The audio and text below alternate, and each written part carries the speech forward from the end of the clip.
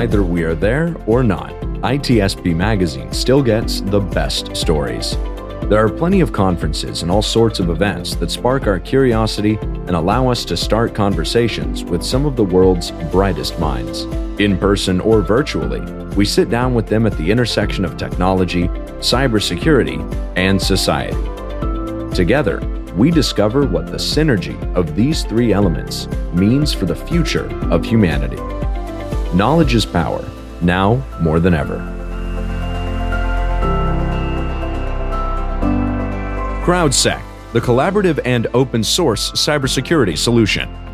Analyze behaviors, respond to attacks, and share signals across the community for free. Let's make the internet safer together. Learn more at crowdsec.net. EdgeScan offers continuous vulnerability intelligence as a service, accurately identifying vulnerabilities and exposures across the full stack. All threats are verified by cybersecurity experts, providing exploitable risk and remediation guidance, virtually false positive free. Learn more at edgescan.com. Pantera, the leader in automation security validation, allows organizations to continuously test the integrity of all cybersecurity layers by emulating real-world attacks at scale to pinpoint the exploitable vulnerabilities and prioritize remediation towards business impact. Learn more at www.pantera.io.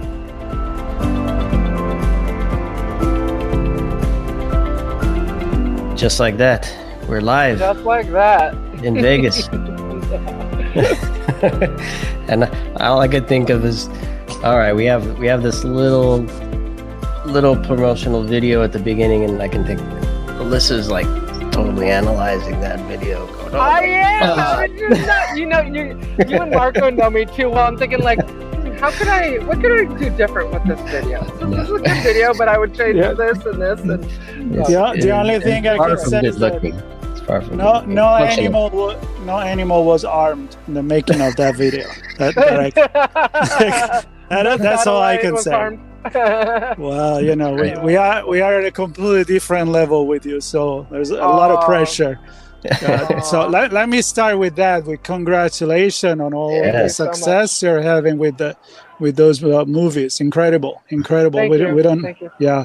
Tell us more about it right now. Yeah. So basically, we've just recently been signed as a studio with AMC Theaters. So we're up there with Marvel Studios and the others, Paramount Studios. So we have a studio relationship with AMC now, where they are premiering our films at any one of their 1,200 theater locations. So Unbelievable. Yeah, so we're super excited about it. We just had a premiere event of our new franchise, Ransom, which is co-produced and sponsored by Conceal. And so what we're doing with Knight Studios is we believe that cybersecurity marketing needs to fundamentally change.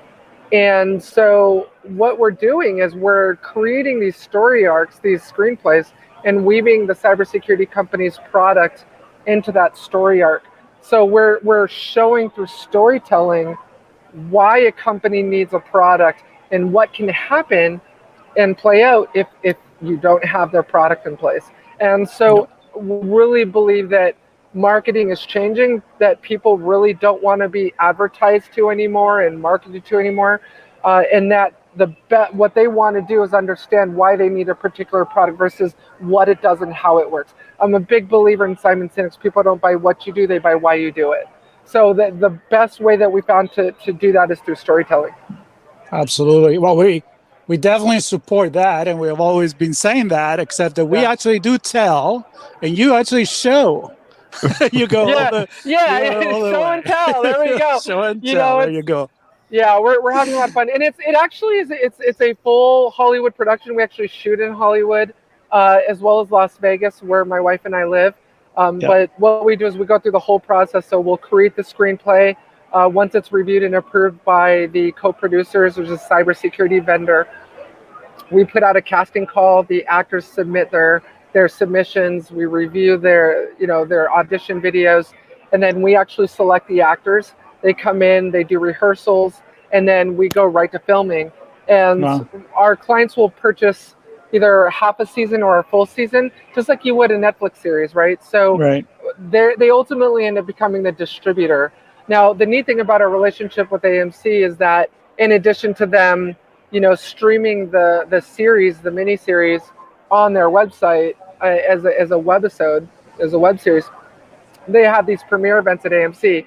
So like what we had here at Black Hat Briefings, we did the same thing at RSA Conference, and Conceal is actually going to be doing a premiere event for every new episode that comes out. Now, our different clients are, each client is different. Some will want to release a new episode every month. Some are doing it every quarter. But ultimately, how they distribute the film is, the series is completely up to them. We are excited to announce that we just got a new FBI series. So for those of you who remember Criminal Minds, it's the behavioral analysis unit at the FBI. BAU number 2, which is Unit 2 of the FBI, is focused on white collar crime and cybercrime. So the new sponsors and co-producers of that new series is a cybersecurity company called Tago Cyber, and they're the co-producers in that. So we're super excited. It's called Dark Ops. We're going to begin filming that in September and doing a premiere at AMC, just like our other films. So we're super excited about what's happening in Night Universe right now. It's awesome. Marco wants to be an extra, by the way. I was about to say, both you and Sean, you guys got that look. You got that Hollywood look, guys. I don't know. So I would cast you any day of the week for sure. Marco's mute. I'm gonna unmute you. I'm right next door, so you don't even have to pay for my travel. I know, yeah. It's like you're right in our backyard, Yeah. So let me. You'll have to catch me on the East Coast if you come back.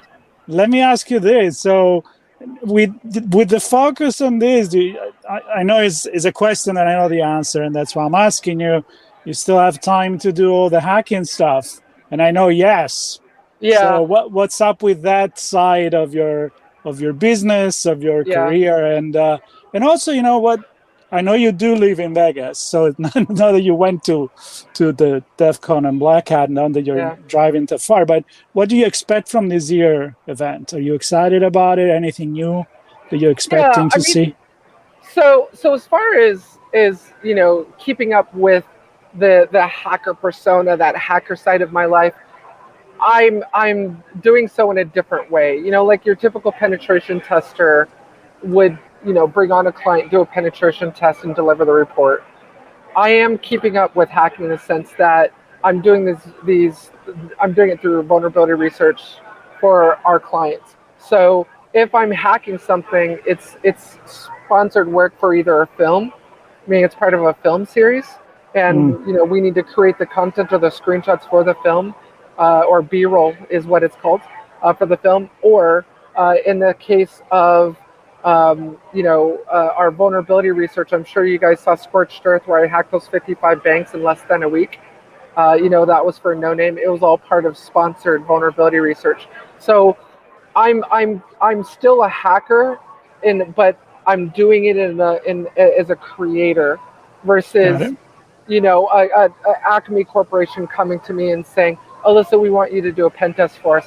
Those days of my career are really over. I'm really not taking pen testing engagements anymore. If I am hacking something, whether it's a car or APIs, it's part of vulnerability research for a client or a film. So I wanted to ask about, it in a different way.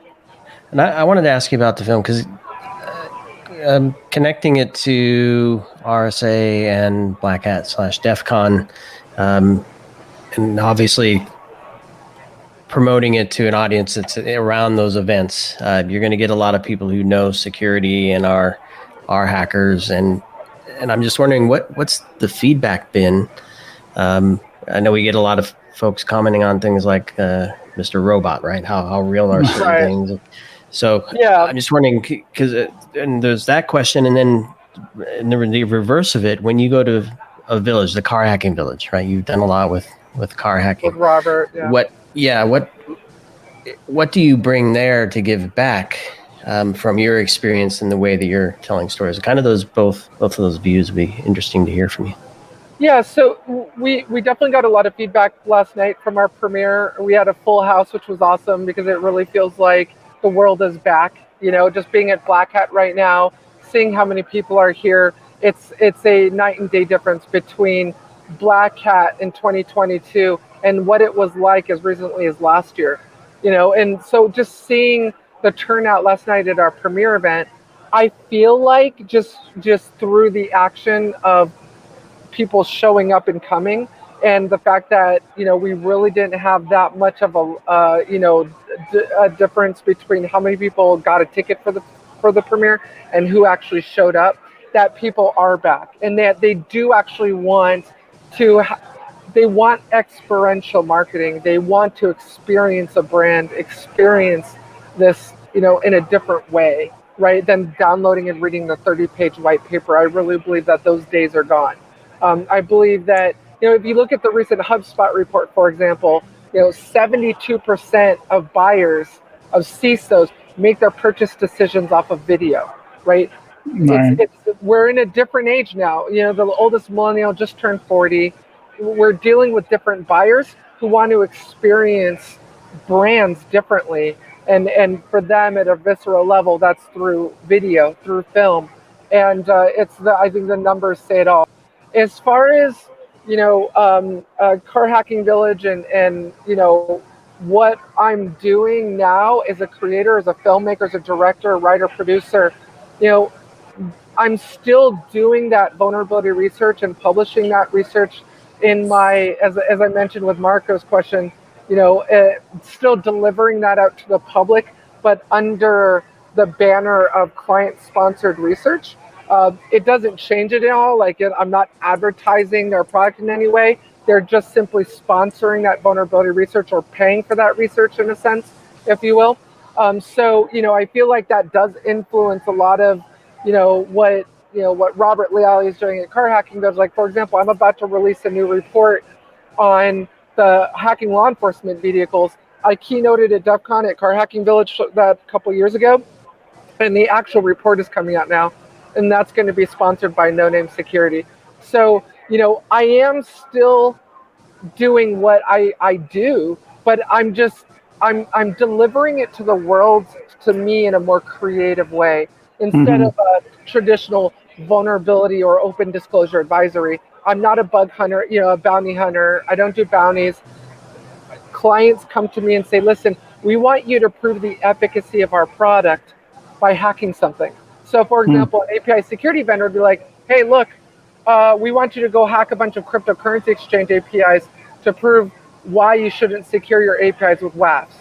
That's a great example of what I'm doing now. So I'm working with different cryptocurrency exchanges, and I'll be publishing that report and that research on how I hack these cryptocurrency exchanges through their APIs, and it's going to be sponsored by an API security vendor. So, all of that sort of stuff is, I'm still doing what I do, but it's just the way it's distributed and put out into the world is different.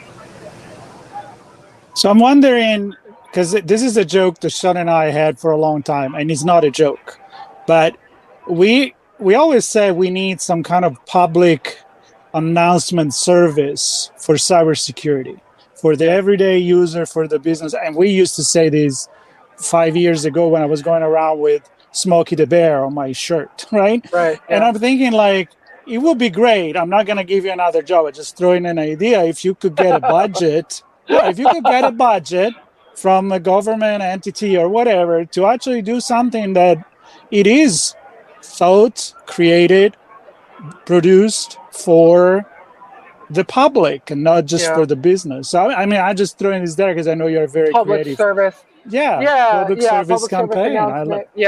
Just throwing cool it there, there's a lot of people that would warn you, Marco, don't give her any ideas. She's going to start a new company and do it.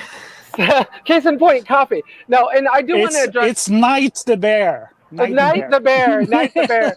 I love it. Only you can prevent hacks. But I want to definitely address another question you brought about regarding Mr. Robot and the technical accuracy. Yeah. The neat thing about the filmmaking, right? So we're now on our fifth franchise, our fifth series, and all with different co-producers.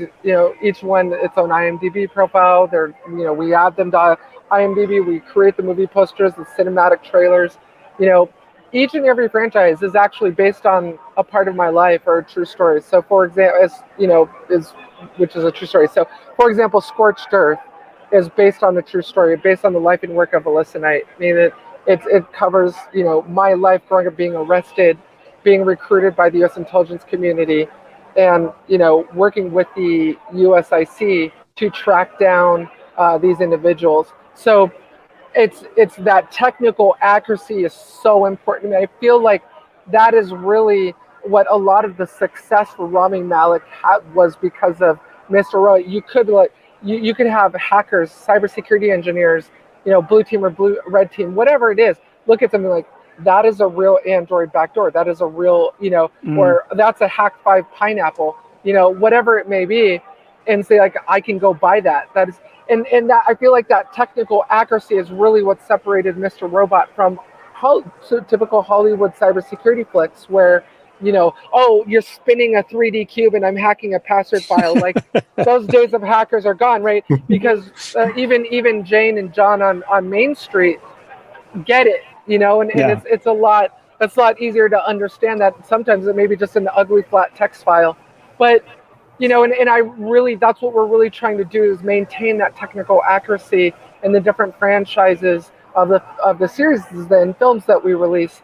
And, we're bringing that to, corporate America, where we're now working with companies who are retaining us to create a film series, but that's not going to be released in theaters or Netflix or what have you.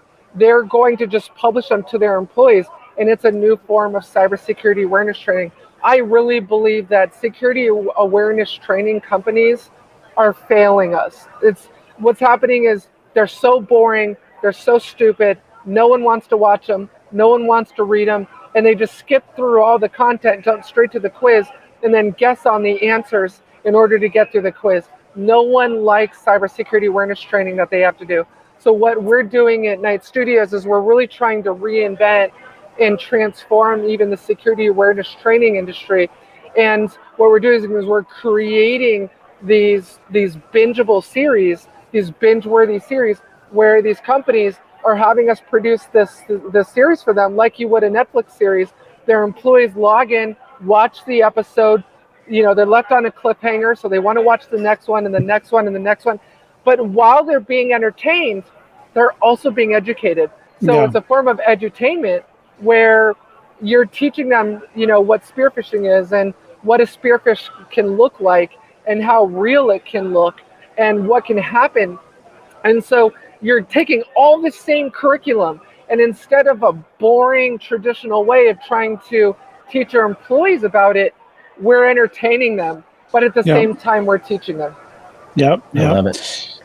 Hey, unfortunately I have to go hack a tooth at the dentist. That's why I'm in my car last moment. So I'm gonna let you leave us on a cliffhanger, and I'm gonna leave you on one because I'm gonna stay on with Alissa. Do that, please. And Alissa, I'm stealing Sean. I always enjoy hanging out with you, either virtually or in person. And looking forward to the many things we can keep doing together. I agree. So big kisses and see you soon. Enjoy the rest of the conversation. Bye. Love you, buddy. See you later, man. Bye. Okay. All right. I have so many more questions for you. Let's do it. Because I'm always interested in what things get you excited at something like a Black Hat. And maybe we separate them because they're very different events, Black Hat and DEF CON. Are there any folks that you really want to see speak or hope you run into this week, or any particular topics that you want to make sure you focus on? Yeah, I mean, for me, it's so cool. I feel like cybersecurity has changed so much over the last 2 decades, right? 20 years ago, there was no such thing as a cybersecurity influencer, right? So there's so many different platforms that people can learn from, where they don't have to pay try and figure out how to afford the $4,000 or $5,000 to go to SANS training, right? Before there were so many limits on, where you could go to learn. And now with cybersecurity influencers, like Dr. Kate Paxton Fear, Alyssa Miller, Phil Wiley, all of these amazing influencers out there, Tanya Yanka, all these great people that are out there. They have a platform, they have followers, and they're teaching, they're educating, a lot of times free. Is free content. And so I love that. I love that about our community, because our community has a tendency to be very arrogant, very more elite than thou. And, you suck for this, and this reason. I still run into that, of course. But there's also, for every one of those people, there's 10 other people that are like, no, come over here. Let's build a community. Let's be a community, and let's learn together. And I love that about us. So I think the answer to your question is, just meeting other influencers and hanging out with them, trying to see what they're talking about right now. I love hearing from CISOs. I love hearing from people that are in the trenches on a daily basis. I definitely am looking forward to walking the exhibit floor and talking to some of the vendors and, see, all the new products. It feels like there's a new cybersecurity product category, every year. There's so many just new categories of products and technology that are trying to figure themselves out. And I dig that. I love that, innovation more, and I feel like the more we can instrument ourselves with new technologies and new ways of doing things, the more effective we become as defenders. And so I dig that. And I think we've over the last 20 years seen new product categories come and go. There's some products that they realize there's really no market for. It's cool, it's great, but it can't stand alone as its own flagship product. It's actually a feature of something versus a standalone product. And you see these companies, pivoting and realizing that, they need to become something different. But I love that. I don't see any harm in that. I think our ability as humans to reinvent ourselves and change ourselves because we realize something isn't working is what's great about humans, is what's great about innovation and how we continuously reinvent. We have to try, right? We have to explore and see what's there. And I don't know if you have anything top of mind. Clearly, when you were working on APIs, it wasn't a big thing from a vendor perspective, right? So it was fairly new research-wise for you. Now it seems there's a category and a lot of products. And what's the next thing that you see coming? For me, I think the API security market is going to continue to grow, continue to change and evolve. You see the API security vendors realizing, hey, look, it's not just about observability. It's also about these other things like, vulnerability management and incorporating that into API threat management and, looking at and doing a compare and contrast between, the Swagger file or contract or open API contract and the back end and what that supports. And, the new capabilities and technologies coming out of Tel Aviv, it's just continuing to grow and evolve. I think what's next, the next big thing, and I think that we're going to need to start to shift our attention is data security. I think data security, threat intelligence is going to continue to evolve. I just joined as the new chief marketing officer for a threat intelligence platform called Tego, who's the sponsor of this new series called Dark Ops that we're going to start filming in September. I'm super excited about that, and their threat intelligence. There's another company that's really focused on data security. I think, if you look at it, when was the last time, Sean, that you saw, a lot of huge innovation in data loss prevention, right? We really don't hear about DLP anymore, right? Then, now then there's like CASB, and okay, these are the idiosyncratic distinctions between DLP and CASB. And then now it's like, when was the last time you saw startup in DLP? Like, we're a new startup in DLP. Right. Now it's pretty much like what? You see it in the IAM space, kind of has a cycle that repeats. Exactly. We saw a little bit in endpoint Yeah. But yeah, not much in DLP that I. And that's the thing is, I feel like we realize that we were arrogant as humans to think that we could control where data sat. We were arrogant. What are your thoughts? I'm gonna jump in. What are your thoughts on Web3? Because that touches this. Yeah, I mean, and that's I think we're kind of headed in that same direction with, so for me, that arrogance around thinking you could control where it sits and where it lives, data at rest, that you try and secure where it's at. Data is everywhere, right? Where data is transmitted, processed, and stored is porous, right? Data is everywhere now. In this pandemic, employees are at home. They're working from home. The corporate intranet is now extending into your home network, right? So for me, my perspective is security needs to travel with the data itself. And I feel like there were maybe some companies that were a little too early in that area. Now I think we're realizing in this pandemic, now it's time. Now is their time. And I feel like a lot of attention is going to start to shift over to data security and having that security actually flow with wherever that data is going. In Web3, I mean, that's a very broad topic. We'll probably do a whole show on that. Right. But, I mean, we are just talking the other, with a few other folks earlier with Phil. I was sitting down with Phil Wiley, and a few others about, cybersecurity in the metaverse, and VR and what that's going to look like. And I think everything's changing, and it's changing real fast. And trying to figure out, cybersecurity in this new, version of the web and just, I don't know. All I can say is APIs are everywhere, and the plumbing for that is APIs. And so my brain keeps going directly to API hacking, and you can layer all this fancy stuff on top of it, Unreal Engine and all this other stuff on top of it, it's in the plumbing, the very bottom of it is APIs, and that's where the data is living. And hackers are black hats are shifting their attention to APIs, knowing that that's where the data is. They're looking to double dip and profit off of it twice. So again, back to data security, back to API security. I think that's really, I think it's going to continue to be the narrative moving forward. Yeah, I agree.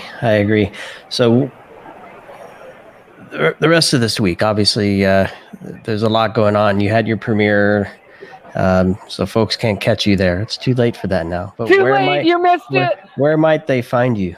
Yeah, so I'm going to be, I'm going to be doing some live streaming for several companies. A lot of our clients are here in Vegas on the Strip. One, they've got their own events going on that they want us to produce, either film or live stream for them. So we're doing a lot of live streaming now.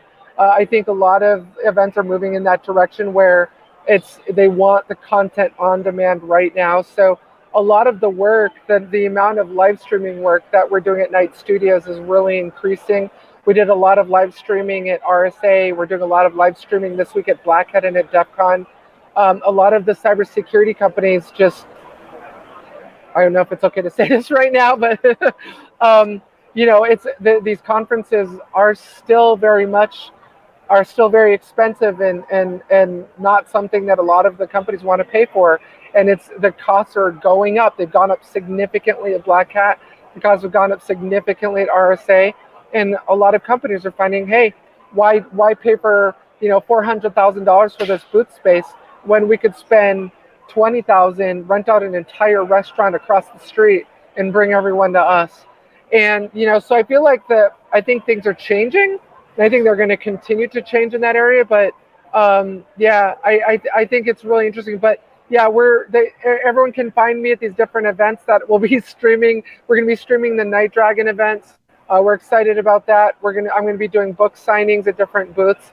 So yeah, we're going to be around. I mean, I keep walking into people. I mean, if I don't, if you can't catch me at a booth or at someone's event, you can probably catch me in the hallway. Yeah. Yes, hallway con.